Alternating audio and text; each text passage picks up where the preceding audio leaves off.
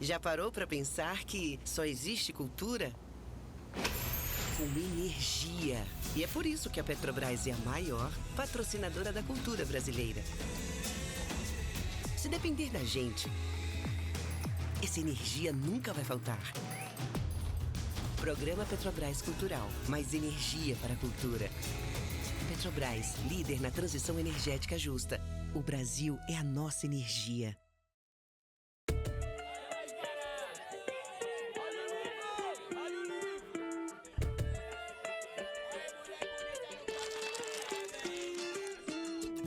Sejam todos e todas bem-vindos à Feira do Livro 2025. A Feira do Livro é uma realização da Associação 451, da Maré Produções Culturais e do Ministério da Cultura por meio da Lei Rouanet, incentivo a projetos culturais. Apresentador exclusivo Petrobras. Patrocínio Prefeitura de São Paulo e Motiva por meio do seu instituto na categoria Prata, Itaú Unibanco na categoria Bronze. Apoio Instituto Ibirapitanga, Pinheiro Neto Advogados e Enjoei. Parceria institucional Mercado Livre Arena Pacaembu, Museu do Futebol e Secretaria da Cultura, Economia e Indústria Criativas do Estado de São Paulo. Secretaria Municipal de Esportes e Lazer, Secretaria Municipal da Pessoa com Deficiência, Biblioteca Mário de Andrade e Livraria da Travessa. Apoio institucional Embaixada da França no Brasil, Instituto Camões, Instituto Cervantes, Canada Council for the Arts, Acción Cultural Espanhola, Ernesto Tsirunik Advocacia, ETAD, Vagalume, Ecoar, Quiro, Inside by Meliá São Paulo e Genópolis, Bubu Restaurante e Ovo. Parceria de mídia, TV Brasil, Rádio Nacional de São Paulo, Folha de São Paulo, UOL, JCDecaux, Revista Piauí e Publish News. Acompanhe a cobertura completa da Feira do Livro 2025 no site da revista 451. Acesse www.451.com.br e também nas nossas redes sociais, @a Feira do Livro. Viva o livro brasileiro!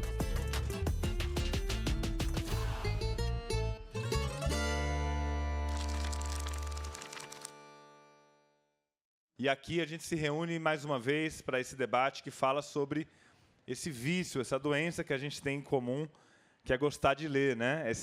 Essa ansiedade lúbrica por material impresso. Então, a gente tratou aqui de convidar dois autores que falam sobre isso nos seus livros. Eu convido ao palco o Jorge Carrión para entrar de novo aqui no palco Petrobras. Seja bem-vindo. Palmas para o Jorge, por favor. Ao lado dele vai estar o Afonso Cruz, grande autor português, que está... Seja bem-vindo. Palmas para Afonso.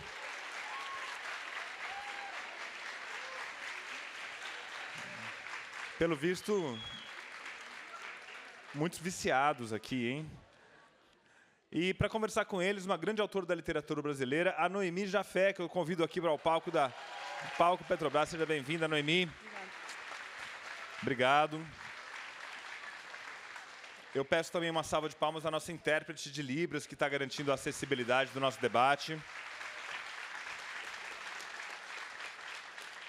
Noemi já esteve aqui no palco da Feira do Livro em outras ocasiões e agora só não está para lançar o seu próprio livro porque o livro está saindo no mês de julho.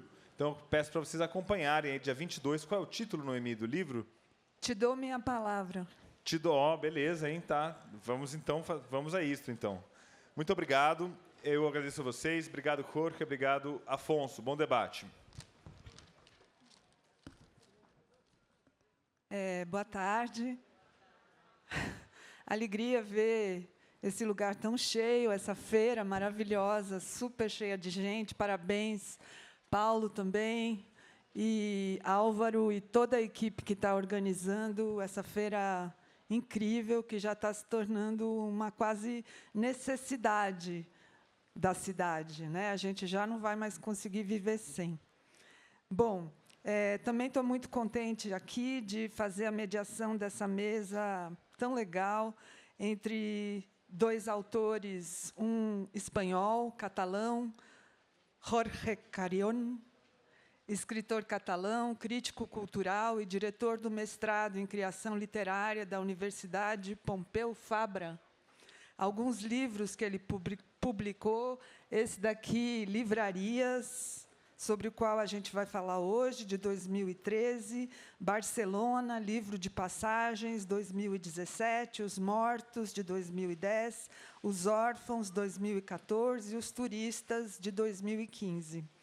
E o Jorge está aqui também para participar da Bienal do Livro.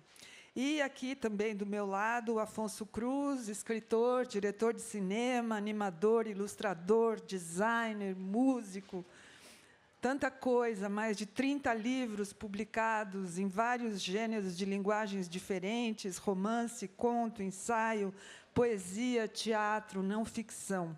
E com a sua incrível enciclopédia da História Universal, que já conta com 7 volumes, já ganhou os prêmios Camilo Castelo Branco, Maria Rosa Colasso e vários outros prêmios importantes. Alguns exemplos de livros dele são A Boneca de Kokoschka, Nem Todas as Baleias Voam, Sinopse do Amor e Guerra, A Flor e o Peixe. Falei só alguns poucos, mas são muitos mais, e hoje a gente vai falar sobre o vício dos livros e a dieta da poesia. Então, acho que vocês já se deram conta de que o tema dessa mesa é essa doença maluca que acomete, acho que todos nós que estamos aqui, apesar do mundo, apesar de tudo que está acontecendo, nós continuamos a ser amantes desse objeto que nos adoece, que nos enlouquece. E eu queria começar fazendo uma pergunta para vocês dois. Uma vez eu estava numa cidadezinha muito pequena, uma cidadezinha do interior dos Estados Unidos, chamada Providence, uma cidade de onde partiam os navios para caçar baleias, inclusive a cidade onde o Herman Melville morou para começar a escrever Moby Dick. E eu estava ali, sentada num café, quando eu vi um homem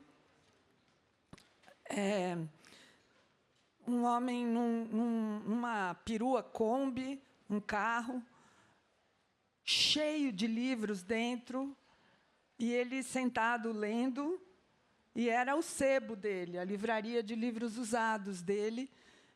E eu entrei, e eram livros muito bem selecionados, poucos, mas com uma curadoria extremamente bem feita. E eu peguei um livro raro e de um assunto também inesperado, e fui pagar, e eu perguntei, quanto custa? Ele disse, não sei. Paga quanto você achar que o livro vale. Aí eu peguei um cartão. Ele falou, isso foi 3 anos atrás, peguei um cartão para pagar, ele falou, não, eu não uso cartão, eu não tenho essa máquina. Aí eu falei, bom, e como eu pago, então? Ele falou, eu não sei, se você tiver alguma nota, me dá. Aí ele abriu uma carteira muito velha, cheia de notas de dinheiro, assim, um maço assim gordo de notas. Aí eu dei, acho que $1 para ele, e aí ele ainda ficou procurando para me dar o troco. Aí, depois de algum tempo, eu vi que ele fechou a Kombi, entrou e foi embora, com a casa dele, com os livros dele. E eu pensei, acho que esse é o homem mais feliz do mundo. Um anticapitalista total, que também não precisa ficar exibindo o anticapitalismo dele para ninguém, vive lendo.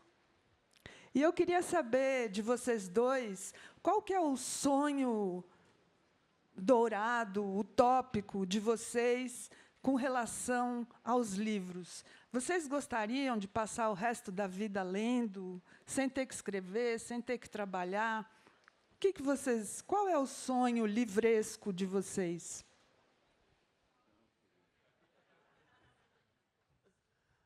Hola, buenas tardes.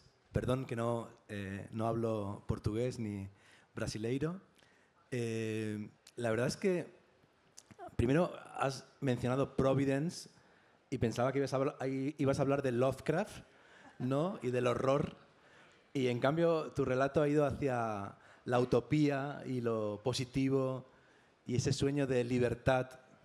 Y has contado una especie de historia que es como un western, pero de libros, ¿no? O sea, no un western de ir con el caballo a cazar indios o a vivir aventuras y a morir, sino un western en que el fotograma final es un hombre en su librería móvil yendo hacia el horizonte y hacia el futuro. Yo, en librerías, en este libro, hablo de librerías de especialidad, librerías de autor, librerías de cadena, librerías grandes y pequeñas de los 5 continentes, pero no hablo de uno de mis intereses más profundos, que son las librerías y las bibliotecas móviles, las librerías y las bibliotecas nómadas. Por ejemplo, sabéis que en Colombia, en la selva, hay un proyecto que se llama el Biblioburro. Y es un burro con libros, que es una biblioteca móvil que llega hasta los últimos pueblos más remotos y desconectados de Colombia. Y también en Colombia había un proyecto que eran las bibliotecas móviles por la paz, que son unos módulos que van en helicóptero, llegan a la selva, a la montaña, se despliegan y son bibliotecas, taller y escuela para que los niños puedan acceder a la cultura, aunque vivan en un lugar muy remoto y lejano. Tengo un montón de fichas, de historias, de librerías y bibliotecas móviles, pero esta no la tenía, gracias, la voy a buscar. Hace poco estuve en Uruguay y conocí a unos chicos de 25 años, chico y chica, que viajaban en su coche, librería, por todas las ferias del libro de Uruguay, y ese era su modus vivendi, de modo que es como tu historia, pero de amor, ¿no? Todavía con un plus de narrativo. La verdad es que yo, cuando era joven y viajaba y coleccionaba librerías por todas partes, hoy he estado viendo librerías de Sao Paulo, soy un coleccionista, un obsesivo compulsivo de la acumulación de recuerdos de librerías del mundo, pero tengo la suerte de que hace 15 años entendí que en mi ciudad, la ciudad de la que yo venía y de la que siempre había estado huyendo, era Barcelona. Y volví a Barcelona, tengo familia en Barcelona, soy feliz en Barcelona y tengo una casa que el otro día tuve una reunión con el maestro de mi hijo. Mi hijo tiene 11 años y ama las matemáticas, pero también lee mucho. Y me dijo el maestro que le preguntó a Francesco por qué leía tanto y le digo, es que yo vivo en una biblioteca, ¿no? Y claro, me di cuenta que efectivamente nuestra casa es una biblioteca y yo en esa casa soy feliz. De modo que no tengo un sueño de ir a otro lugar o de hacer algo de lo que ya hago, que es estar en casa con mi familia, escribir por las mañanas, leer cuando puedo. Pero para mí la escritura y la lectura siempre han sido como vasos comunicantes. No entiendo la lectura sin la escritura, ni la escritura sin la lectura. No podría estar sin leer ni sin escribir. De modo que tampoco tengo ese sueño de dejar de escribir y ponerme solo a leer. Pero sí que es cierto que si algún día ChatGPT escribe mejor que yo, dejaré de escribir y entonces sí que me dedicaré solo a leer. Que bom ter sonho. Que bom ter sonho que não está no futuro, né? Que já está acontecendo, é a melhor coisa. E você, Afonso? Sim, também sinto relativamente o mesmo. Eu leio muito mais do que escrevo. Passo muito mais tempo a ler do que a escrever. Eu leio todos os dias, mas não escrevo todos os dias. E se escrever meia hora e correr bem, é um dia bom. Se escrever uma hora, muito melhor, mas normalmente não escrevo muito mais do que isso. E escrevo como uma consequência da leitura. E também tenho o meu pequeno paraíso. Antes estávamos a falar de um projeto que eu tenho numa pequena aldeia portuguesa no interior, que se chama Era uma Voz. Eu posso explicar porque é que o nome, porque escolhemos este nome. porque a determinada altura ouvi um escritor mexicano, Juan Villoro, a dizer que as histórias que nós ouvimos pela primeira vez, cuja maior parte começam por Era uma Vez, não deviam começar por Era uma Vez, mas sim por Era uma Voz, porque o primeiro contacto que nós temos com a literatura normalmente é através da voz. É alguém que lê para nós, alguém que nos ama, um educador, etc., que lê para nós. E, portanto, esse primeiro contacto é através da voz. E a voz também era uma coisa muito importante para o lugar onde vivo, porque ter uma voz significa ter identidade, ter valor, ter dignidade, ter importância, e, portanto, é algo fundamental para o interior do país, um interior envelhecido, desertificado. Estamos a falar de 1/3 de Portugal, mas que só tem 7% da população. É a região do Alentejo, é 1/3 de Portugal. E nós aí abrimos uma biblioteca, porque eu tenho muitos livros, tenho muitos milhares de livros, não sei quantos é que tenho, mas tenho uns 15 mil livros, e eu mudava de casa, antes de mudar para o Alentejo, mudava de casa conforme os livros se multiplicavam. Eu precisava de uma sala para ter mais estantes, comprava outra casa, vendia aquela, comprava outra. Quando mudei para o Alentejo, gosto tanto daquela casa que decidi, agora não vou voltar a fazer o mesmo papel. E fui falar com o presidente da Câmara, eu prefeito, e perguntei se não havia um espaço na aldeia. A aldeia tem 900 pessoas. Se não havia um espaço para pôr os meus livros à disposição das pessoas. Criava uma biblioteca para a aldeia. E lá conseguimos um espaço, não graças ao prefeito, mas graças a uma outra associação, e criámos então Era uma Voz, cuja coluna vertebral é a biblioteca. Couberam lá 3.000 livros, a minha casa está mais ou menos na mesma. O problema mantém-se. Temos uma sala de exposições, temos programação todo o ano, não só literária, temos também um festival sobre o futuro, chamado Oxalá. Fazemos muitas coisas diferentes. Criámos uma pequena livraria de novidades, com manuseados antigos, etc. Temos uma cafetaria, temos um grande pátio onde projetamos cinema, etc. E ainda criámos uma rota literária no Conselho. Convidámos uma série de escritores, novos escritores, para escreverem 18 histórias curtas, 18 contos, que estão espalhados pelo território, estão em tótems espalhados por todo o Conselho. O Conselho, no total, tem 4.000 pessoas. E é um concelho desinteressante, que não tem atividade turística, as pessoas não se deslocam de propósito para ir lá, não tem restaurantes, tem poucos restaurantes e não há nenhum que seja aquele que nos leva de propósito a um lugar. E então nós pensámos que seria interessante, se não há nada de muito interessante, nós criamos algo muito interessante e, portanto, criámos estes contos para criar uma rota literária. E criámos também um novo conceito, que é o Conselho Livro, ou seja, o Município Livro. É um território que pode ser lido. Nós caminhamos e lemos um livro de contos. E, portanto, criámos aqui uma nova camada, uma camada turística ficcional por cima daquilo que já existia. E essa relação com a literatura, porque nós também não fazemos coisas só dentro da associação. Por exemplo, fazemos exposições na mercearia, no posto dos Correios, etc. Portanto, as pessoas são mesmo obrigadas a levar connosco e a aturar-nos. Vão comprar bananas e vem uma exposição de ilustração. Nossa!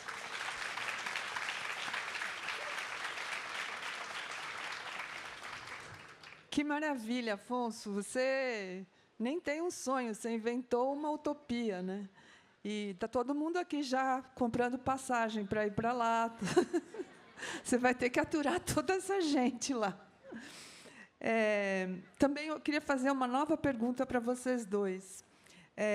Jorge, até que ponto você é apaixonado pela leitura ou pelo livro?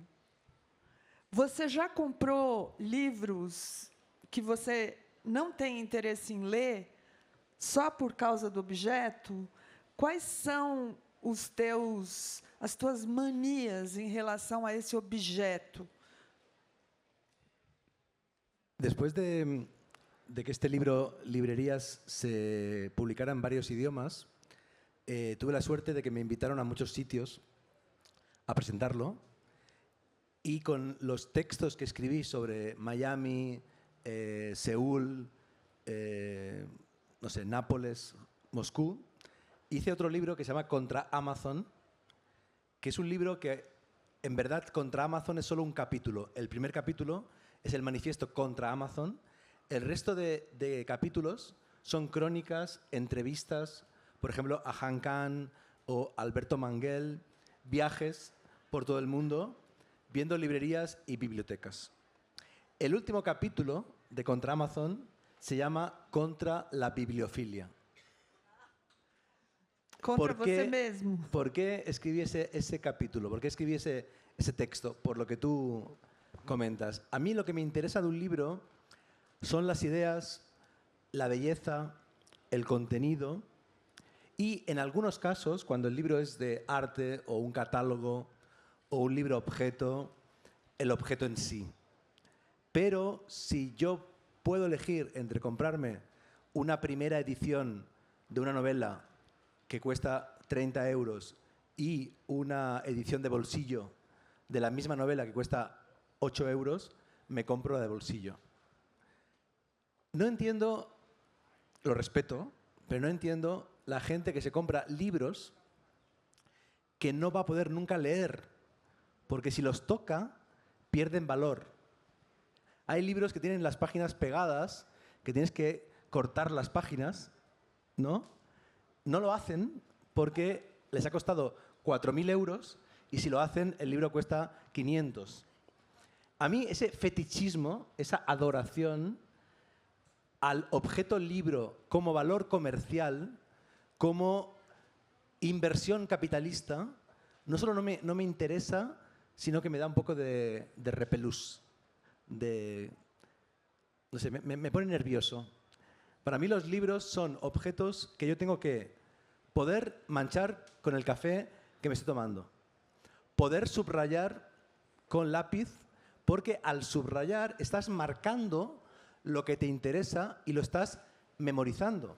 Yo cuando leo en el iPad o leo en pantalla, me doy cuenta que después no cito nunca lo que he leído en una conferencia porque no lo recuerdo. Para mí recordar tiene que ver con grabar, con marcar, con esa prótesis de la lectura, ¿no? Yo ahora soy un señor mayor y desde hace un año leo con esto, ¿no?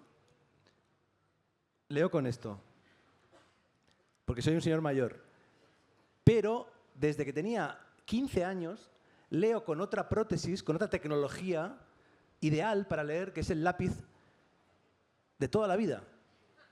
Y el objeto libro es una tecnología perfecta porque te permite la interacción material, ¿no? Y puedes manchar, puedes marcar, puedes prestar, puedes hacer con el libro lo que te interese, ¿no? De modo que a mí esa idea del libro como objeto de intercambio comercial no me interesa nada.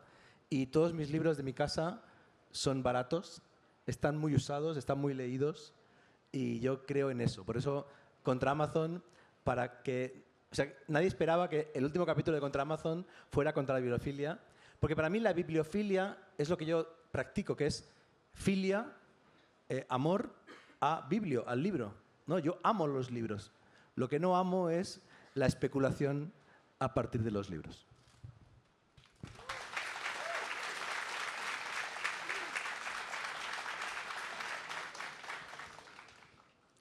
Mesma pergunta para você. Sim, eu estou plenamente de acordo. Os meus livros também não são caros, são baratos. Se houver um mais barato, eu compro uma versão mais barata, eu compro a versão mais barata. Ainda que eu não sublinhe, ou seja, não tenho nada contra, mas não sublinho. Antes dobrava as pontas.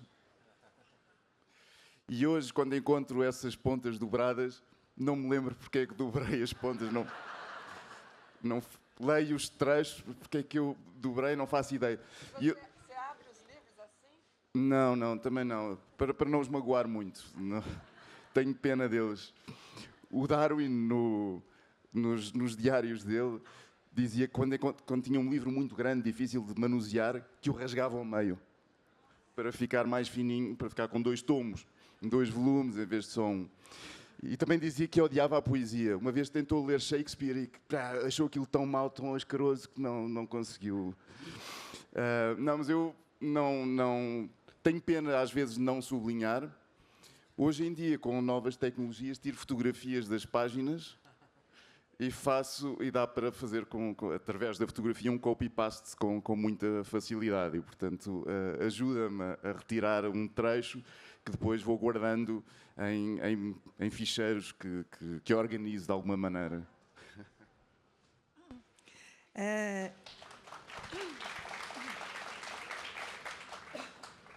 Jorge, no seu livro, Livrarias, você faz muitas viagens, né? E é incrível, a gente fica com muita inveja de todos os lugares que você visitou, das livrarias que você conheceu, dos livreiros, as pessoas que frequentam as livrarias. E existe muito esse arquétipo sobre a leitura como uma viagem também, né? Sem a necessidade do deslocamento físico. Mas, por exemplo, desde A Viagem à Volta do Meu Quarto, do Xavier de Mestre, e outros livros também do século XVIII, que falavam muito sobre a leitura em si mesma como uma viagem. E você também fala sobre isso no seu livro. E eu queria te perguntar, porque eu acho que a escrita também é uma viagem. Queria te falar sobre as diferenças dessas viagens. Como é a viagem? Para você, qual é a diferença entre a viagem realizada pelo leitor y a viaje realizada pelo autor? La verdad es que tuve la suerte en la secundaria de tener un profesor de literatura que era experto en lo que él llamaba las rutas literarias. Entonces el curso de literatura era leer durante 3 meses a un autor y después irnos a conocer su paisaje, su pueblo, el lugar donde vivió y relacionar sus textos con el territorio.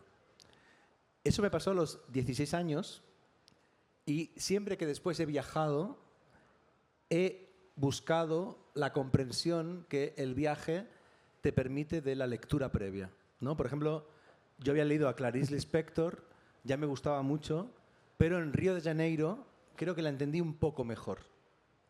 Estuve en la Patagonia, ya había leído In Patagonia de Bruce Chatwin, pero estuve siguiendo el rastro de Bruce Chatwin en la Patagonia, en Bahía, en Australia, y al contrastar tu experiencia con el libro, hay otro tipo de conocimiento que emerge de ese cortocircuito, ¿no? De esa interacción. De modo que yo creo mucho en la lectura amplificada por el viaje y mi propia obra se nutre de eso, ¿no? Librerías, efectivamente, es un libro de viajes, es una vuelta al mundo y uso las librerías de Francia o de Estados Unidos o de Sudáfrica o de Tokio para explicar la historia del libro y explicar la historia de la literatura. Hablo mucho de Bolaño, de Borges o de autores de los 5 continentes, porque la librería es como una máquina del tiempo y del espacio que me permite entender mejor la historia del objeto libro y la historia de la literatura y de la lectura. Dicho esto, también hay libros que, evidentemente, solo puedes entender quieto, ¿no? Por ejemplo, soy un fanático de Ursula K. Le Guin. Me encantó descubrir que los padres de Ursula K. Le Guin eran antropólogos, eran viajeros. Ella de niña se pasó la vida viajando por Estados Unidos y observando tribus y culturas autóctonas. Todo eso está en sus libros. Pero no hace falta ir ni a ver tribus para entender sus libros que ocurren en planetas imaginarios, ¿no? O sea, toda la literatura de ciencia ficción o ficción especulativa, todo el ensayo, la mayor parte de la poesía no necesita este tipo de experiencia, de modo que habría como 2 formas mínimas de leer que son complementarias. La lectura aislada, quieta, y la lectura en movimiento, que te da otro tipo de distancia crítica que te permite, de algún modo, multiplicar tu conocimiento y tu interpretación de un texto. E, Afonso, eu tenho uma teoria de que, muitas vezes, os melhores livros que a gente lê, não é a gente que encontra eles, mas eles que nos encontram. Você já passou por isso, de ser encontrado pelos livros? Sim, eu acho que sim, porque na verdade o que nos acontece, ou acontece a pessoas que gostam muito de livros, é que quanto mais leem, mais aumenta a lista de livros por ler. Ou seja, um leitor assíduo, que leia muito, não é aquele que tem menos livros por ler, é aquele que tem mais livros por ler. E isto acontece por um mecanismo muito simples. Eu, quando estou interessado em determinado autor, vou a uma livraria e compro 2 livros, 3 livros daquele autor, ou sobre determinado tema. E chego a casa e leio o primeiro. E o primeiro sugere-me outro livro qualquer. E eu vou à livraria e compro mais não sei quantos livros. E aqueles 2 ficaram por ler. Eu vou à livraria e compro mais 3, 4 livros que aquele livro me indicou de alguma maneira. E de repente já estou a ler outro e os outros 3, que me vais sugerir outros, e aqueles 3 vão para a lista dos livros que ficam por ler.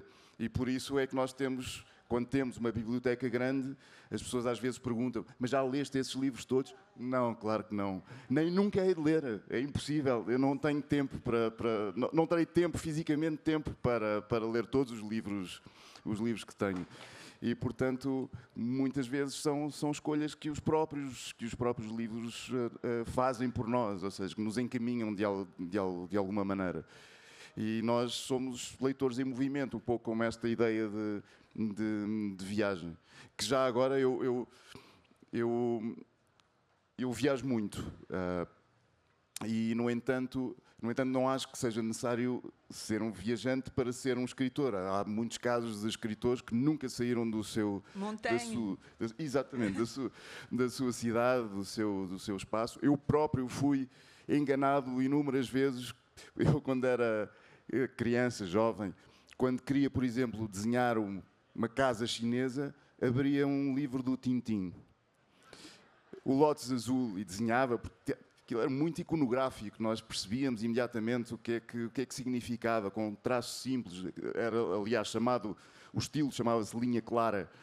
E eu usava o Hergé, o autor do Tintin, como exemplo para isso tudo, para esses ícones todos.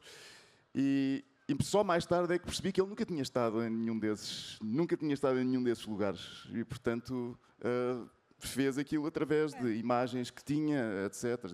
E, enfim, não é preciso termos estado em determinado lugar para conseguirmos descrever determinados...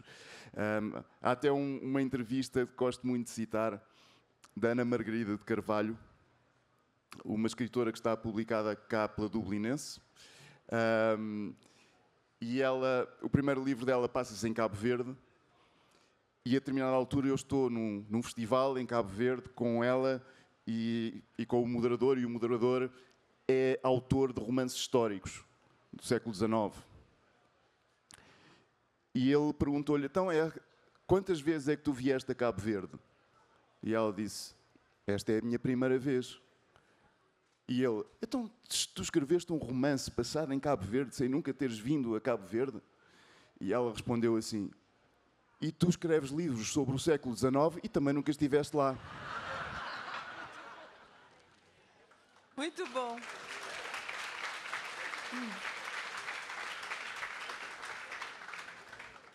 Aqui no Brasil, Chico Buarque de Holanda escreveu o livro Budapeste, nunca tinha estado também na Hungria, e depois, quando ele foi, ele descobriu que vários lugares que ele tinha inventado realmente existiam.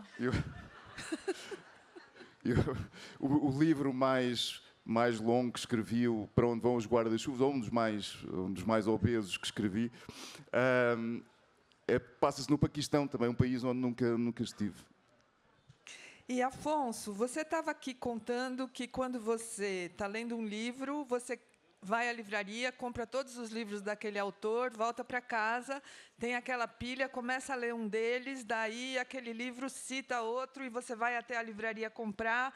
Eu achei estranho, porque quando isso está acontecendo comigo, a primeira coisa que eu faço é ir para a Amazon, né? Mas eu me censuro por isso, mas você faz isso mesmo, é verdade, que você levanta, vai até a livraria, compra mais um, volta, aí você vê outra indicação, vai até a livraria, você você resiste à tentação de comprar pela Amazon. Evito. Curiosamente, gosto muito de alguns livreiros, enfim, fui conhecendo alguns livreiros e fui tendo alguma relação com eles. E, por exemplo, há uma livraria no Porto. É uma pequena livraria, e eu compro os livros às cegas.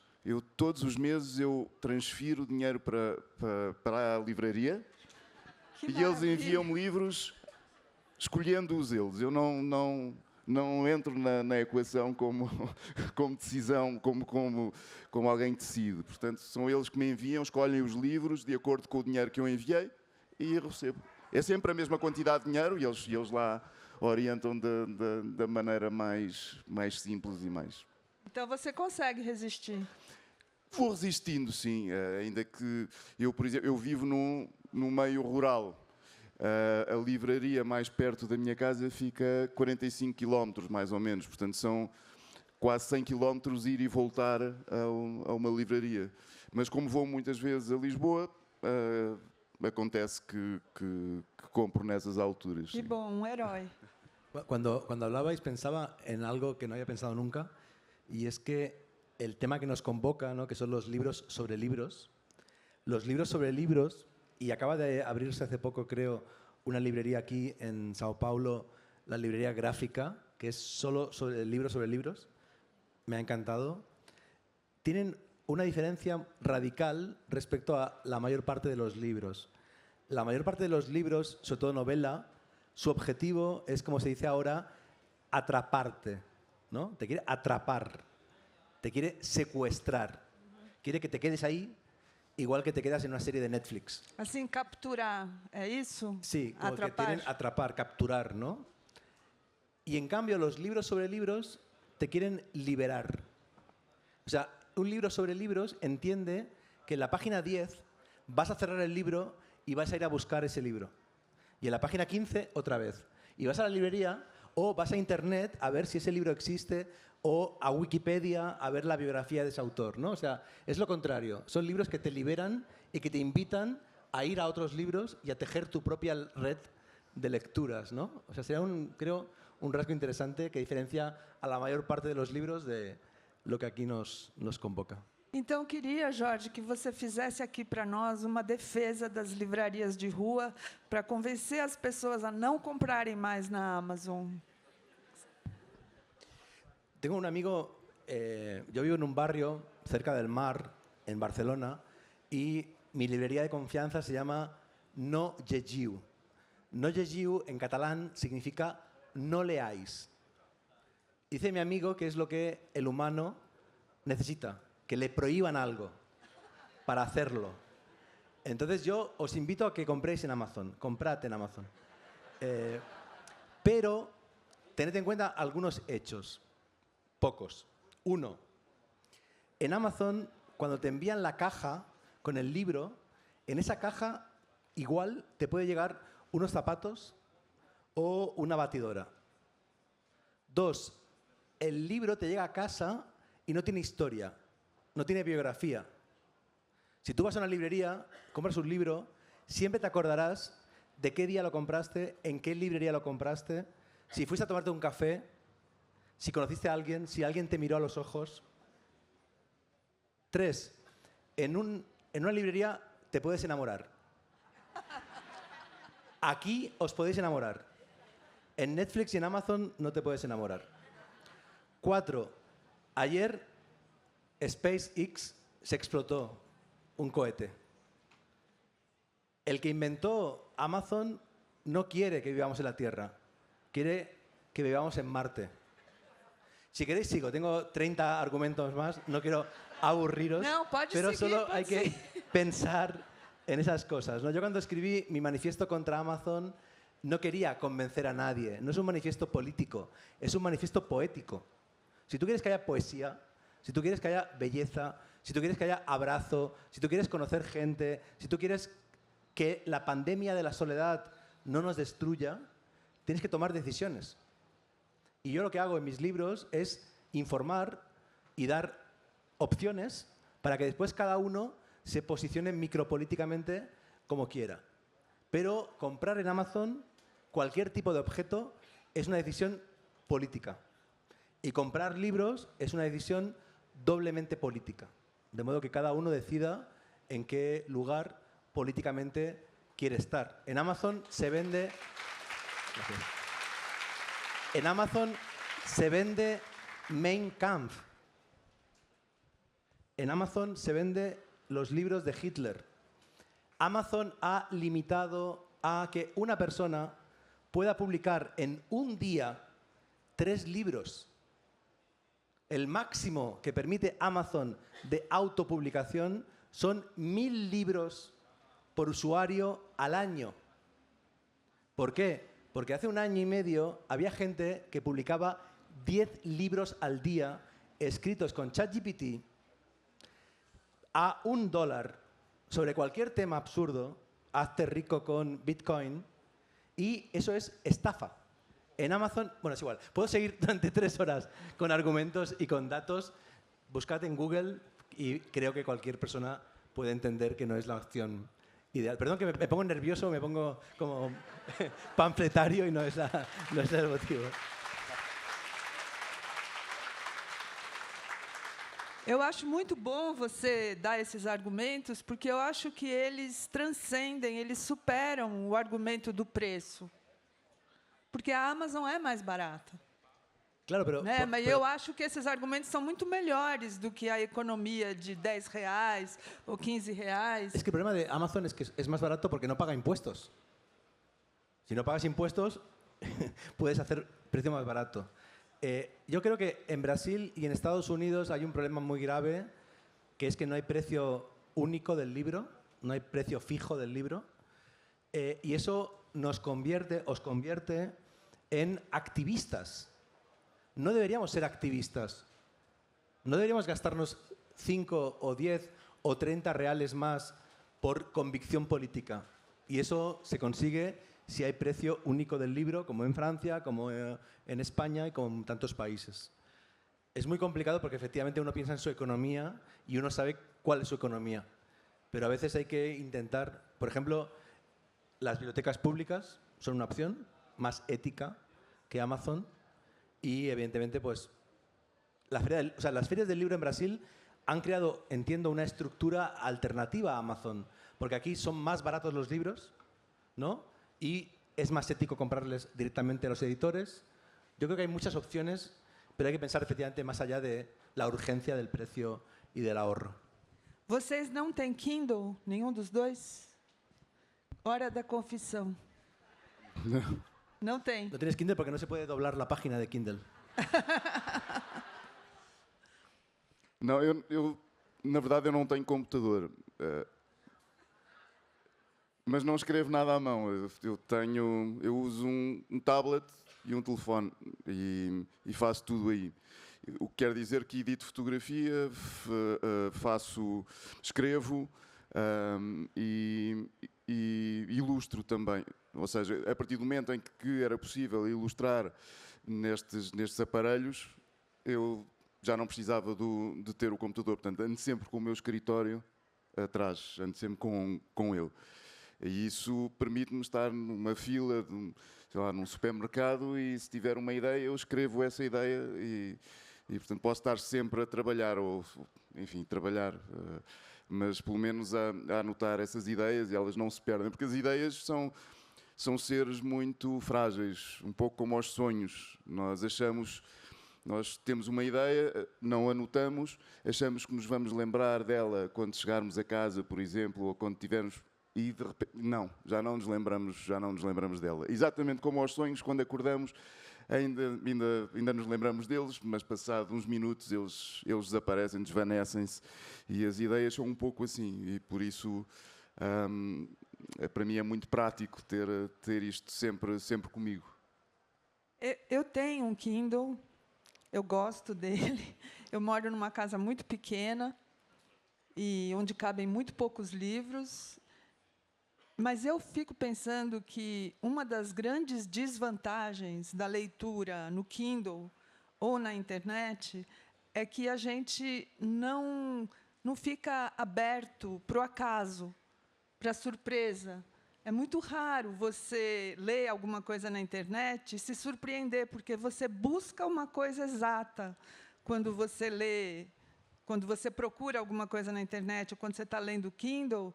Não é como um livro que você folheia, né, e fala: ah, olha que legal essa página aqui, eu não estava esperando encontrar. Você mata o acaso, né, quando você lê na internet. Eu acho que isso é uma grande beleza do livro, do objeto.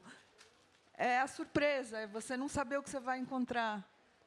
Sim, claro, e aliás entrar numa livraria também permite isso, que é termos livros que nos vão surpreender, que nós não estamos à procura, não fizemos uma pesquisa e portanto, são livros que nos encontram a nós, um pouco voltando a essa ideia anterior.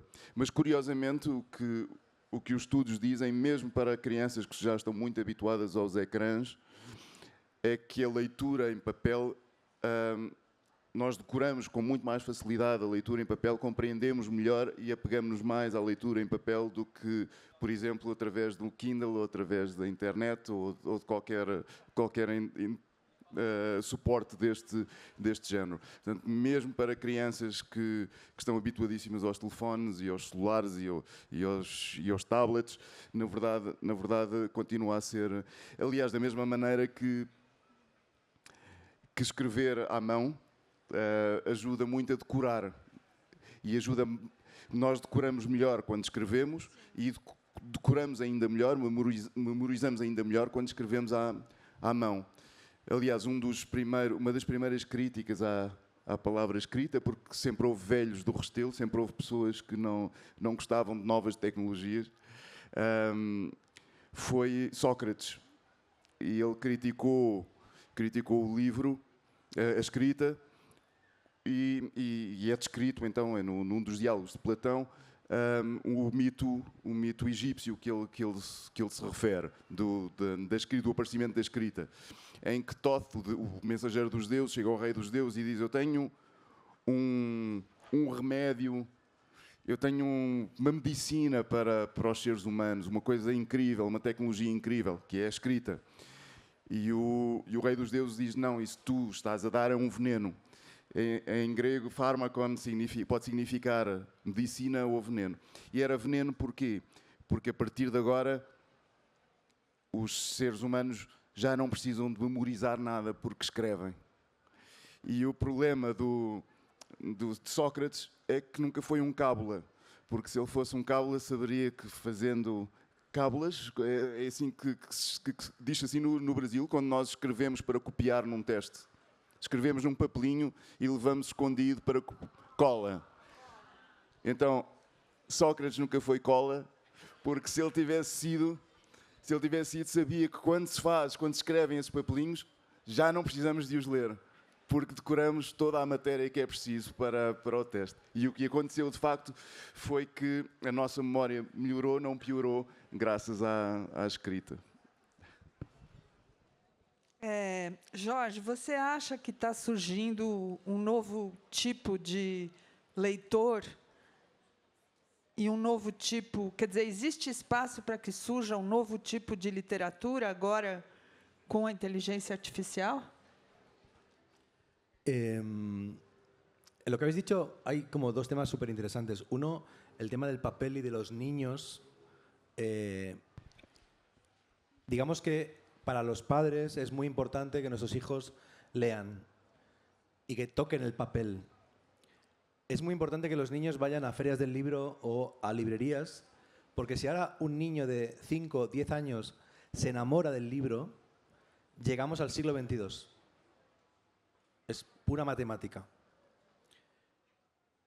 Pero en el siglo XXII, efectivamente, estará ya de un modo radicalmente extendido la inteligencia artificial que lo va a atravesar todo. Entonces mi pregunta es, ¿en tu Kindle tú lees conectada a Internet? ¿Lo desconectas? Eu nem sabia que dava para conectar o Kindle na ¿Y internet. cómo llegan los libros al Kindle? ¿Por magia? Não, eu compro. É ligado no Wi-Fi, mas Pero lo compras en el Kindle. sim. Está conectado a Internet. Sí. Vale. Tu Kindle te está espiando. Tu Kindle está siempre conectado, de modo que Amazon sabe lo que lees y sabe en qué página dejas los libros. De modo que Amazon puede analizar dónde dejas los libros y con la inteligencia artificial puede ocurrir, si no está ya ocurriendo, si está ocurriendo y se descubre, ¿qué hará Amazon? Pedirá perdón. Dirá, ay, fue un experimento, que es lo que hace Meta y lo que hacen todos. Pero ya podría ocurrir que Amazon te estuviera eliminando algunas palabras de tus libros para que no dejes de leer.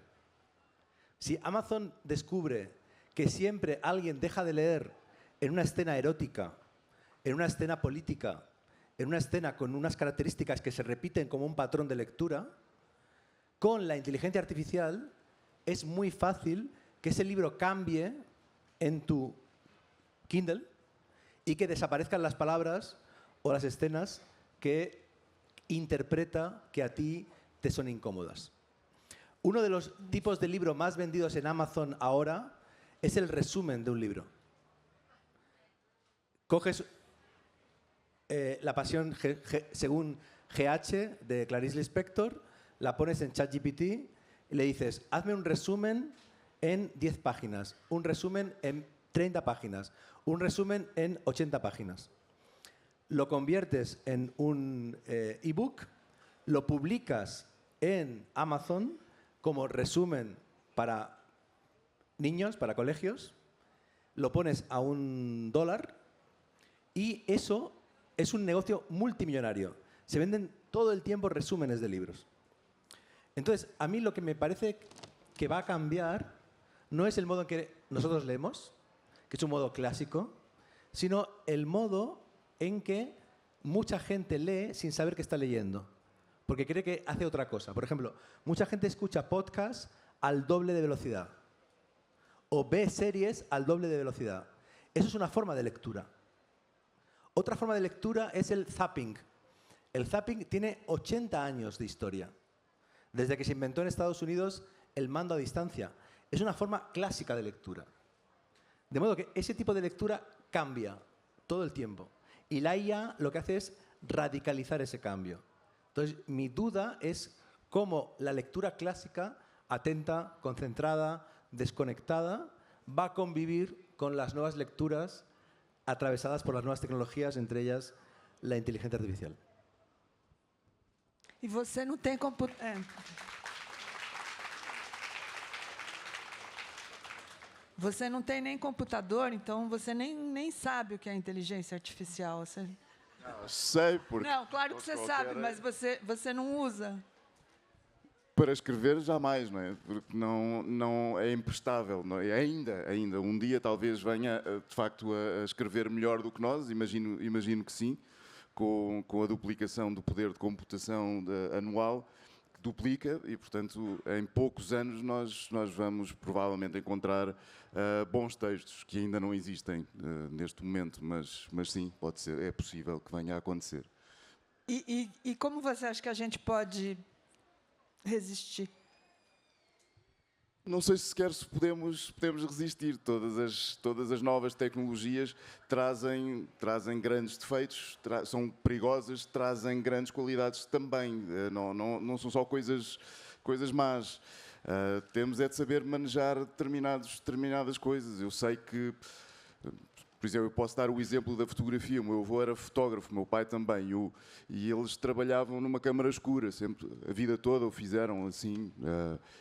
E quando de repente apareceu o Photoshop, nós deixámos de precisar de uma câmara escura. Podemos tratar, editar as fotografias num software.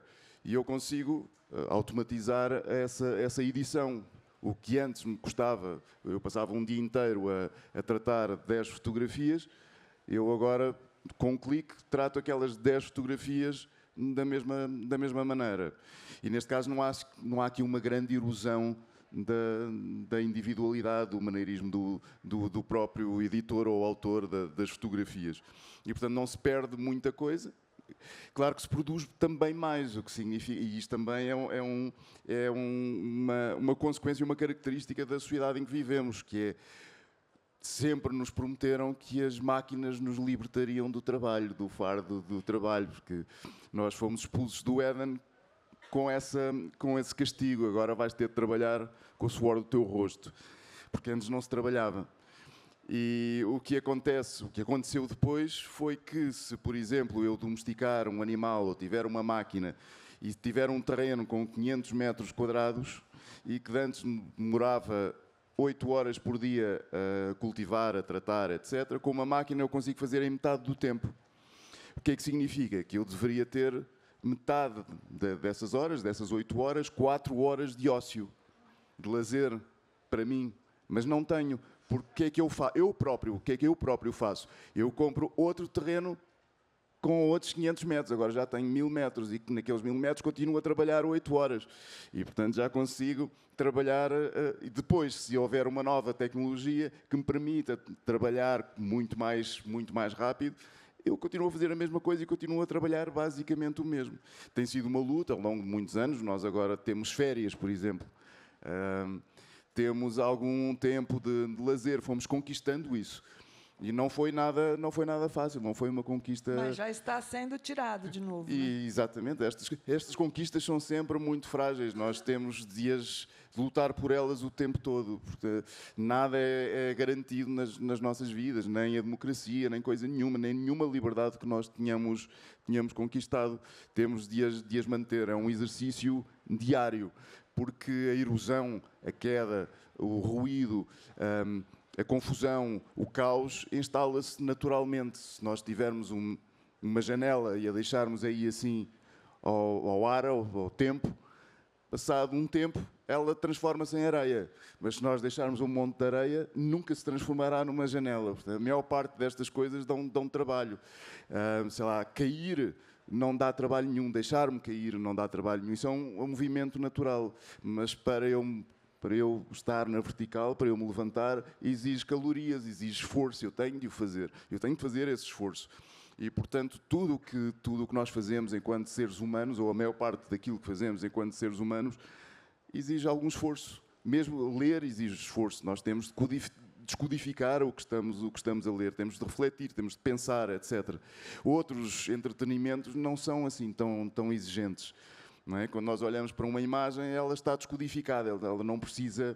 Ou seja, claro que nós podemos interpretar a imagem, mas o que vemos sensorialmente é aquilo que está ali. Mas no livro não, o que nós estamos a ver não é a história. O que nós vemos quando abrimos um livro, se eu não souber aquela língua, o que eu vejo são signos que não consigo descodificar.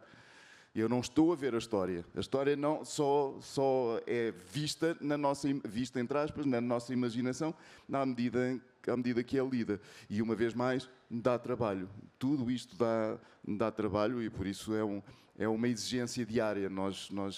A nós é-nos exigido lutar o tempo todo.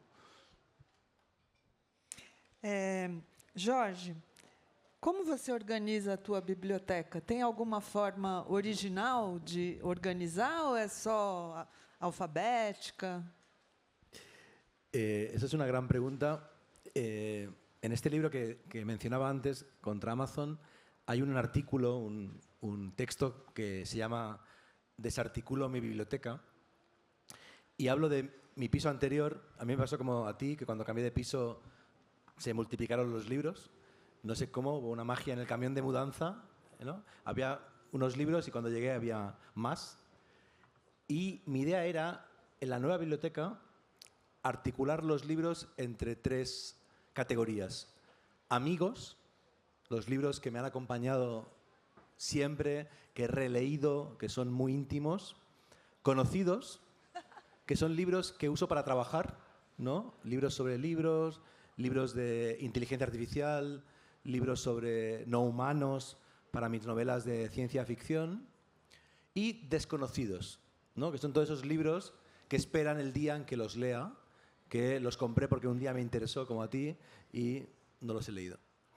Bueno, mi plan era ir al nuevo piso y organizar los libros como amigos, conocidos y desconocidos, pero llegué al nuevo piso y los puse igual que estaban en el piso anterior.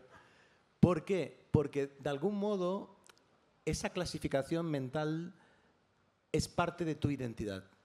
O sea, tú eres el reflejo de cómo organizas tu biblioteca, que es tu piel y es tu memoria externa. Y yo pensé, si ahora lo cambio todo, ¿cómo voy a recordar? Porque ahora yo miro mi biblioteca y recuerdo viajes, recuerdo libros, recuerdo temas, recuerdo emociones.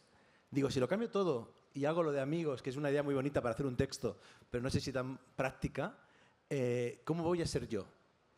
De modo que lo organicé igual que estaba, que es en el estudio libros de literatura contemporánea en orden alfabético, en el pasillo cómic y libro de arte, en el salón, lejos de mi mesa, ensayo, y ahí sí, alrededor de mi mesa, cambia, porque según el libro que estoy escribiendo, cambia todo, ¿no? Los 150 libros, 200, 350 que necesito para un proyecto, van de toda la casa aquí, para poderlo utilizar.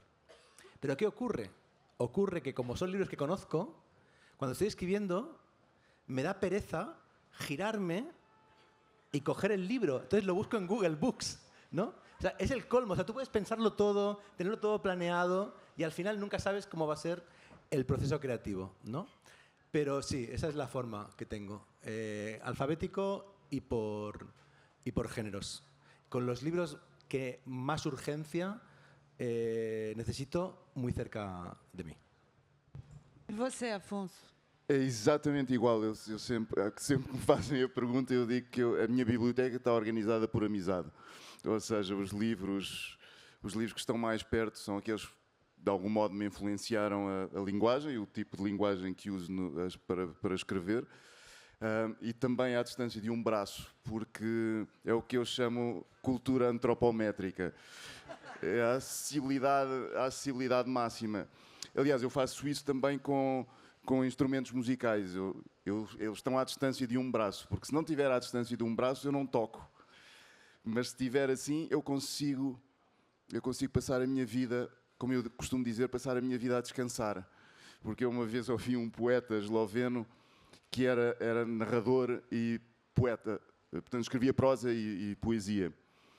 E um dia perguntaram como é que ele distribuía o seu dia, as horas de trabalho. Ele dizia, bom, quando estou farto para descansar da prosa, escrevo poesia. E para descansar da poesia, escrevo prosa. E assim estou sempre a descansar.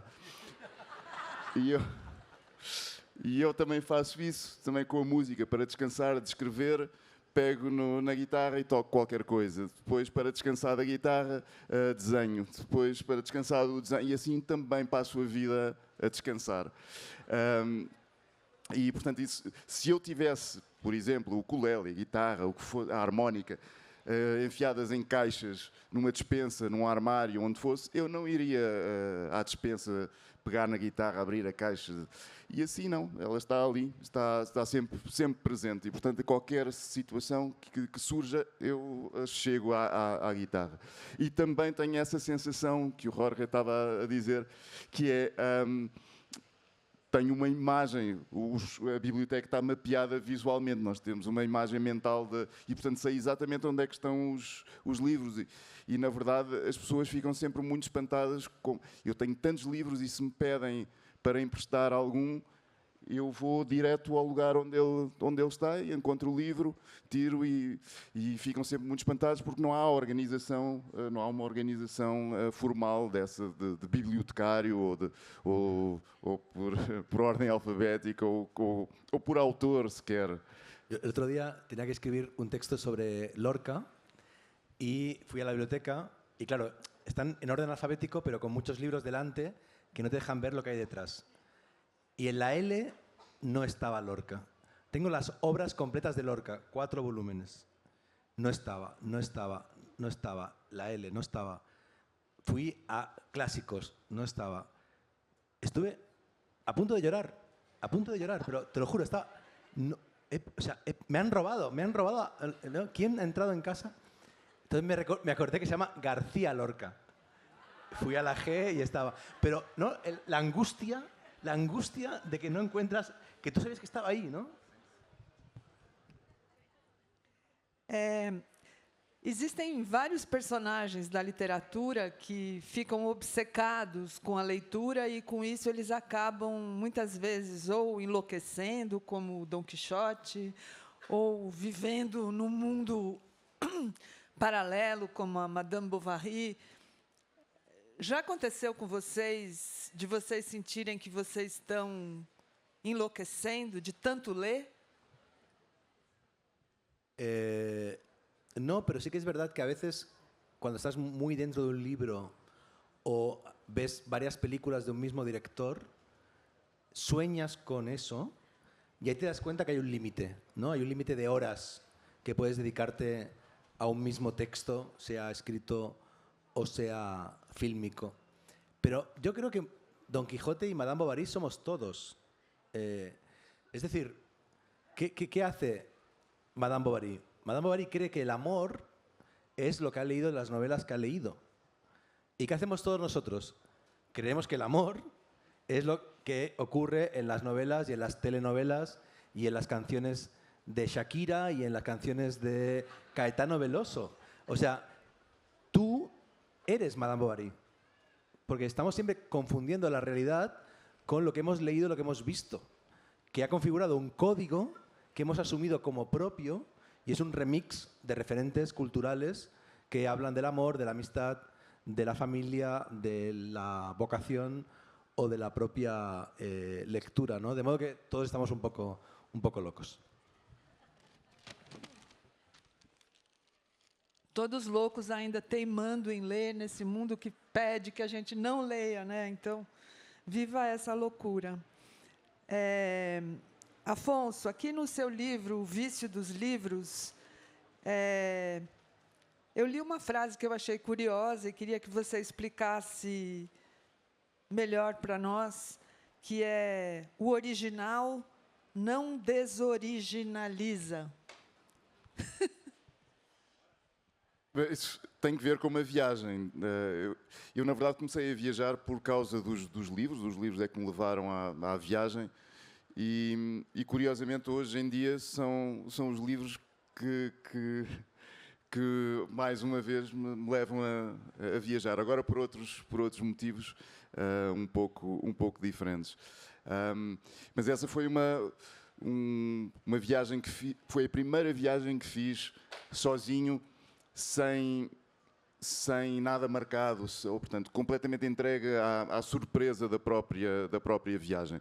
E eu, na altura, quando comecei a trabalhar, em 1991, trabalhava com cinema de animação. E trabalhava num estúdio com um colega que, na altura, disse que ia fazer uma viagem grande pela América Latina de 3 meses, ia sozinho. E eu achei aquilo estranhíssimo, porque não se fazia na altura, não era uma coisa normal. E achei que ele tinha muita coragem e disse-lhe: eu jamais farei uma coisa dessas. E no ano seguinte tinha comprado um bilhete para La Paz, aterrava na Bolívia e saía de Pernambuco. E esse episódio acontece no momento em que saio em que ia partir de Pernambuco e ia regressar a casa. E encontrei uma pessoa na rua que me levou, na altura, a um terreiro. E, enfim, mas há aí uma noção meio platónica. Era alguém com alguns problemas neurológicos. E, curiosamente, eu descobri... Porque ele escreveu um texto num livro que eu estava a ler do Milan Kundera, chamado A Brincadeira. E eu já não me lembrava dessa história.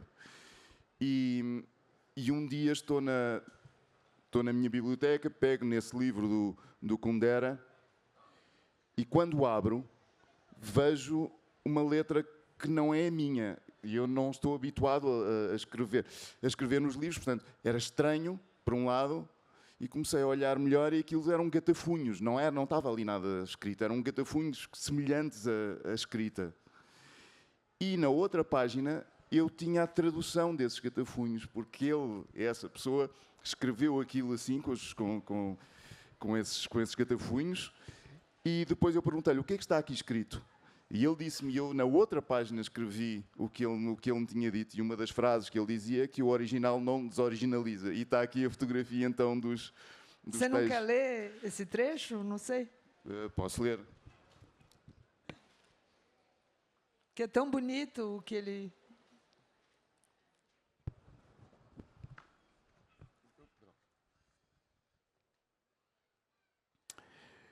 Estava em Pernambuco, em Olinda, quando um homem se aproximou, sentando-se ao meu lado, dizendo que era esquifobético.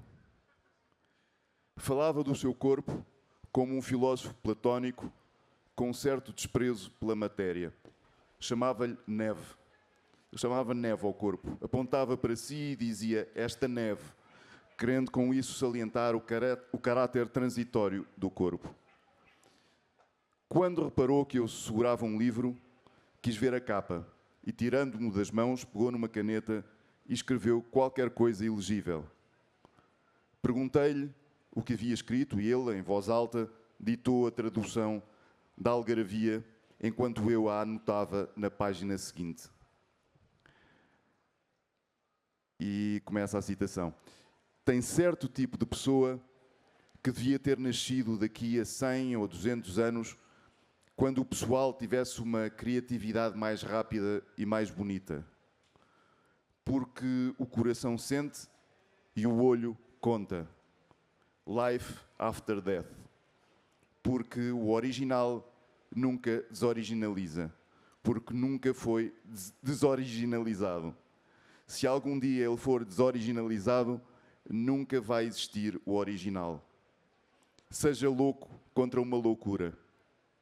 Lembre-se que foi aqui que você conheceu um esquifobético.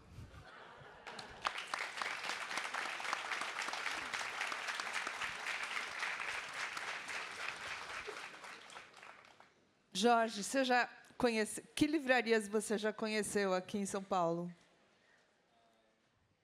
Pues estaba cerca del hotel las dos de Megafauna y Cultura y estuve ayer y hoy he estado de ruta por otras independientes como esta librería gráfica o una que en mi cabeza se llama Calma, pero no se llama Calma, se llama Simples. Simples, livraria simples. Siempre Muito boa. la cabeza es distinta de la realidad.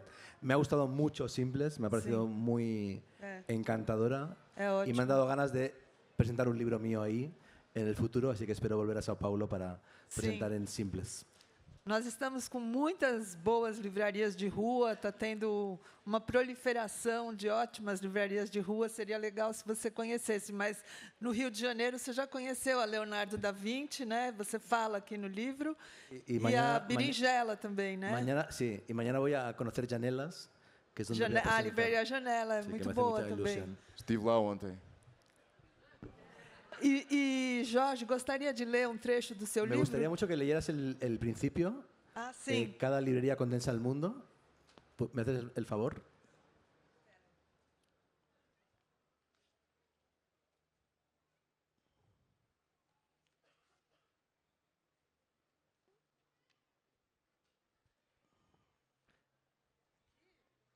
No,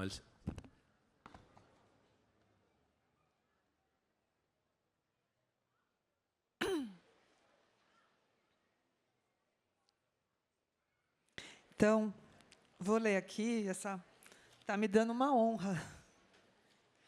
É do capítulo Sempre a Viagem. Começa com uma epígrafe do Walter Benjamin. Uma livraria dispõe manuais sobre amor ao lado de selos coloridos. Faz Napoleão cavalgar em Marengo junto com as memórias de uma donzela de câmara e entre um livro de sonhos e outro de cozinha, faz os ingleses antigos marcharem até as estradas largas e estreitas do Evangelho. Agora começa o livro. Cada livraria condensa um mundo. Não é uma rota aérea, mas um corredor entre prateleiras, o que une seu país e seus idiomas, com extensas regiões onde outras línguas são faladas. Não é uma fronteira internacional, mas um passo, um simples passo, que deve ser dado para mudar de topografia e, portanto, de toponímia e, portanto, de tempo. Um volume editado em 1976 está ao lado de outro publicado ontem, que acabou de chegar e ainda cheira a lignina, parente da baunilha. Um trabalho acadêmico sobre migrações pré-históricas convive com um estudo sobre megalópolis do século XXI. Depois das obras completas de Camus, você se depara com as de Cervantes. Em nenhum outro espaço reduzido é tão verdadeiro aquele verso de J.V. Foix. M'exalta el nou e m'enamora el vel. Não é uma rodovia, mas um lance de escadas, talvez um umbral, ou nem mesmo isso. É uma virada, o que vincula um gênero com outro, uma disciplina ou uma obsessão com seu reverso, muitas vezes complementar. O drama grego com o grande romance norte-americano, a microbiologia com a fotografia, a história do Extremo Oriente com os romances populares de faroeste, a poesia hindu com as crônicas das Índias, a entomologia com a teoria do caos. Para ter acesso à ordem cartográfica de toda a livraria, a essa representação do mundo, dos muitos mundos que chamamos mundo, que tem muito de mapa, a essa esfera de liberdade em que o tempo vai se tornando escasso e o turismo se torna outro tipo de leitura, não é preciso ter passaporte. E, no entanto, em livrarias como a Green Apple Books, de São Francisco, a La Ballena Blanca, de Mérida, venezuelana, a Robinson Crusoe 389, de Istambul, a La Lupa, de Montevidéu, a L'Équipe des Pages, de Paris, a The Book Lounge, da Cidade do Cabo, a Eterna Cadência, de Buenos Aires, a Rafael Alberti, de Madrid, a Cálamo e Antígona, de Zaragoza, a Casa Tomada, de Bogotá, a Metales Pesados, de Santiago do Chile, sua filial de Valparaíso, a Dante Descartes, de Nápoles, a John Sandal Books, de Londres, ou a Literanta de Palma, de Maiorca, eu senti que estava carimbando algum tipo de documento, que estava acumulando selos que certificavam minha passagem por uma rota internacional das livrarias mais importantes, mais significativas, melhores e mais antigas,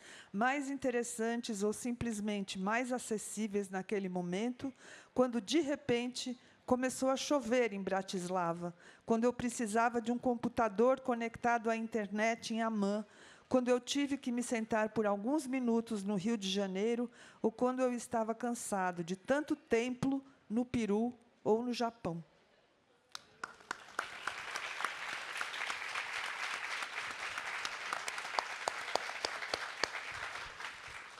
Bom, acho que a gente está terminando aqui a nossa mesa. Não sei se vocês gostariam de dizer alguma palavra final para concluir. Obrigado.